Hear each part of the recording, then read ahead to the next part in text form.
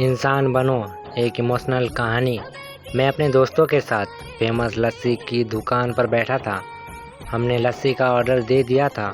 कुर्सियों पर बैठकर हम सभी यार दोस्त हंसी ठिठोली कर रहे थे। दुकानदार हमारा ऑर्डर तैयार कर रहा था।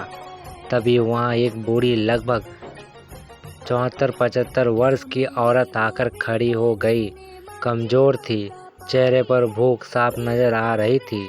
आंखें चेहरे में अंदर घुसी हुई थी, लेकिन आंखों में पानी चमक रहा था। देखकर ही पता चल रहा था कि उनका गुजारा मांग कर चलता होगा।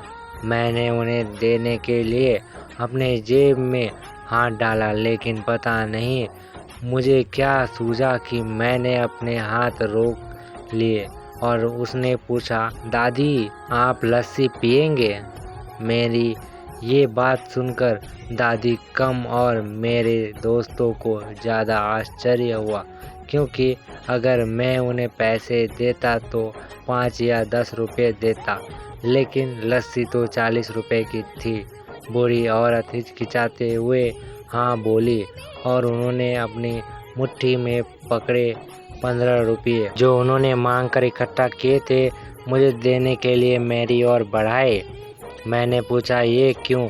तो वो बोली, इन्हें अपने पैसों को मिलाकर मेरी लस्सी के पैसे भर दो। उन्हें देखकर मैं भावुक तो पहले ही हो गया था, पर उनकी बात सुनकर मेरी आँख और गला भर आया। मैंने दुकानदार को एक लस्सी बनाने के लिए कहा। मैंने दादी के पैसे नहीं लिए, इसलिए उन्होंने अपने मुट्ठी वापस खींच ली।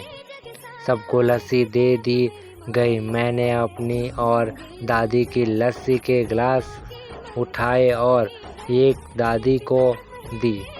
मैं और मेरे दोस्त कुर्सी पर बैठे थे और दादी वहीं पर हमारे सामने ज़मीन पर बैठ गई। मैं अपने आप को लाचार और गरीब महसूस कराने लगा, क्योंकि दुकानदार मेरे दोस्त और बाकी के ग्राहक कहीं कुछ बोल ना दे।